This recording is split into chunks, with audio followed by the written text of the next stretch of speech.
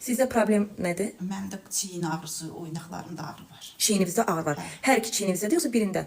Hər ikisində var, amma solda lap çoxlu ağrı. Ha, bu ağrı neçə vaxt sizdə var? Hardasa bir 3-4 aydır. Ağrı çiyindən başqa qola verir. Verir.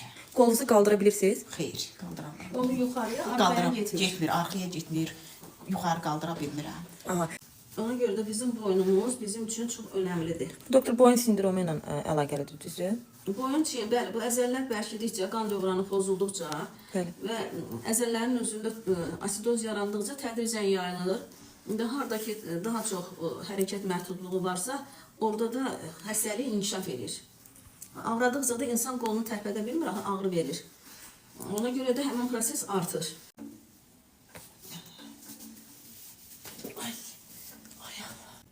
Həmin o sıxıntı, gərginlik beyinə qan axınını azaldır. Bəli.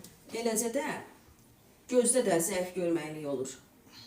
Müəyyən vaxtdan sonra görürsən ki, xəstə deyir ki, gözüm əvvəlki kimi görmür. Bəli. Və orada olan gərginlik ənsə sinirini sıxaraq servikal baş ağrıları verir. Buna boyun miqreni də deyirlər. Bəli.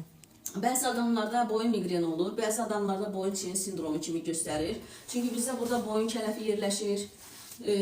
Bazu nahiyəsində, hər iki tərəfdə bazu kələfi yerləşir. Yəni sinirin kök formasında, ağacın kökü formasında olan bir hissəsi yerləşir.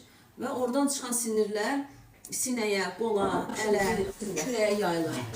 Bunu nə qədər qaldıra bilirsən? Tək qaldır. Aha, bunu bu qədər qaldır. İndi onu bu o qədər qalxmır. Görünür? Bəli, görünür. Getmirdi, yuxarıya tam qalxmırdı. Bəli. İndi bir qayıdır. İndi əvvəlkinə nisbətən yaxşıdır. Hə. Bəli. İndi tədricən, ola bilər 3 dəfə ya 4 dəfə eləyək.